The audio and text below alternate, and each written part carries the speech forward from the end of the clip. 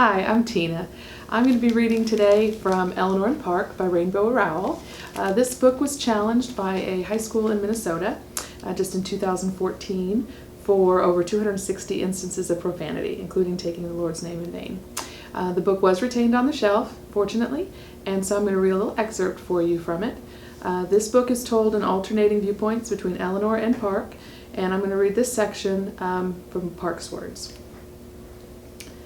Eleanor was right. She never looked nice. She looked like art, and art wasn't supposed to look nice. It was supposed to make you feel something. Eleanor sitting next to him on the couch made Park feel like someone had opened a window in the middle of the room, like someone had replaced all the air in the room with brand new, improved air, now with twice the freshness. Eleanor made him feel like something was happening, even when they were just sitting on the couch. She wouldn't let him hold her hand, not in his house, and she wouldn't stay for dinner, but she said she'd come back tomorrow if his parents said it was okay, which they did. His mom was being perfectly nice so far. She wasn't turning on the charm like she did for her clients and the neighbors, but she wasn't being rude either. And if she wanted to hide in the kitchen every time Eleanor came over, Park thought, that was her prerogative. Eleanor came over again on Thursday afternoon and Friday, and on Saturday while they were playing Nintendo with Josh. His dad asked her to stay with him for dinner. Park couldn't believe it when she said yes. His dad put the leaf into the dining room table, and Eleanor sat right next to Park. She was nervous, he could tell. She barely touched her sloppy joe, and after a while her smile started to go all grimacy around the edges. After dinner, they all watched Back to the Future on HBO, and his mom made popcorn. Eleanor sat with Park on the floor, leaning against the couch, and when he surreptitiously took her hand, she didn't pull away. He rubbed the inside of her palm because he knew she liked it. It made her eyelids dip like she was going to fall asleep. When the movie was over, Park's dad insisted that Park walk Eleanor home. "Thanks for having me, Mr. Sheridan," she said. "And thank you for dinner, Mrs. Sheridan. It was delicious. I had a great time." She didn't even sound like she was being sarcastic.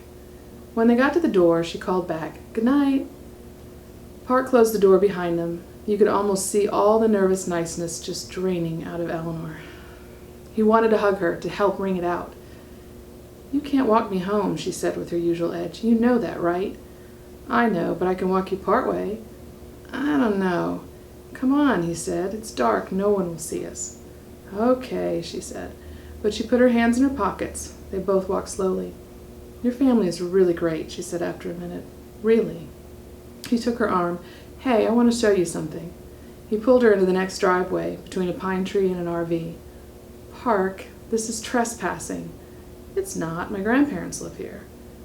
"What do you want to show me?" "Nothing, really. I just want to be alone with you for a minute." He pulled her to the back of the driveway, where they were almost completely hidden by a line of trees and the RV in the garage.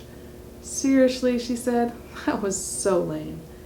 "I know," he said, turning to her. "Next time I'll just say, 'Eleanor, follow me down this dark alley. I want to kiss you.'" She didn't roll her eyes. She took a breath, then closed her mouth. He was learning how to catch her off guard.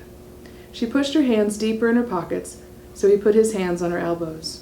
"Next time," he said, "I'll just say, 'Eleanor, duck behind these bushes with me. I'm going to lose my mind if I don't kiss you.'" The end. Thank you.